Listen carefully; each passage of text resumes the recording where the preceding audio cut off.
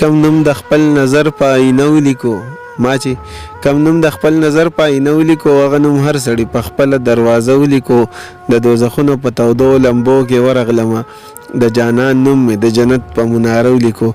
ګرانو مینوالو السلام علیکم. د پیج پروګرام پښتون غږ ستاسو په خدمت کې محمد عمران حاضر دی. مینوالو دغه د پښتون غږ چې کوم پیج مونږ جوړ کړی دی او چینل هغه مونږ د دې هیله باندې جوړ کړی دی چې کوم غږ د پښتون هغه کم غږ چې دی چې هغه کور کلی محدود پاتې کیږي هغه به مونږ تاسو ته در رسو. نو نن خپل ادبي بنډار د سخاکوټ غر ته راوړی دی او عثمان مرید صاحب را سره ناست دی چې ډېر ښکلي صوفیانه کلام لیکي. نو راځئ چې عثمان مرید صاحب سره ستاسو ملاقات وکړم او د هغه نه بیا خوندور شعرونه وورو. عثمان مرید صاحب پروګرام کې د تارکلي وایي. السلام علیکم مینوالو. عمران صاحب ډېره مننه چې تاسو موږ د پروګرام کې لږه مقرره کړه. ډېره مننه. ډېره مننه مرید صاحب زموږ خو دغه ملګري دي مسافر ملګري دي نو موږ وایو چې هغوی ته څه شعرونه ډالۍ کړي. نو څنګه مو خوښه ده؟ ډالۍ به وکړو جي.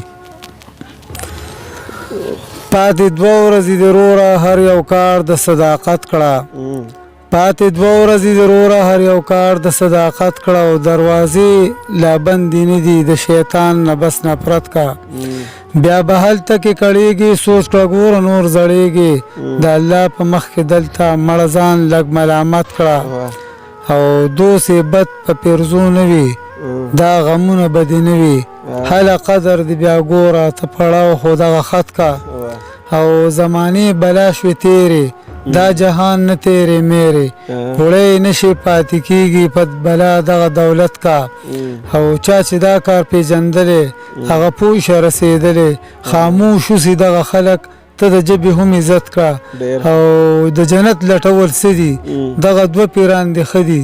مرید وایي لاس په نام شه د خپل مور و پلار خدمت کړه. ډېر ښه عثمان مرید صاحب.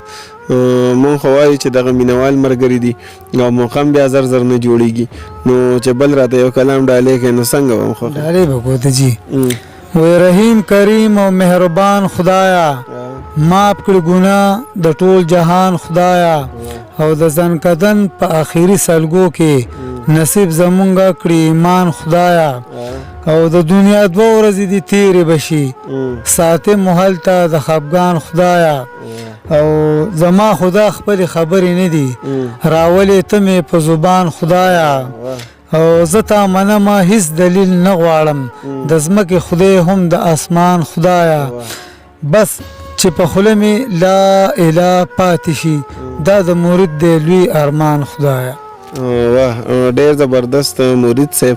موږ به کوشش کوو چې بار بار کم مینوال ملګري چې زموږ دي چې د هغوی په غوښتنه باندې موږ لاړ شو یا د شاعر ملګري نه پروګرام وکړو. عثمان مرید صاحب نه دغه 2 کلامونه واورېدل کوشش به کوو چې بیا هم ترې موږ وروستو ریکارډینګ وکړو. په دغې 2 شعرو نه اجازت اخلم چې تل به په لار د میړنو سره ځم یمه پښتون د پښتنو سره ځم تل به په لار د میړنو سره ځم یمه پښتون د پښتنو سره ځم وایي اغیار چې د دوزخ ژبه ده زه به جنت ته د پښتو سره ځم. ډېره مننه.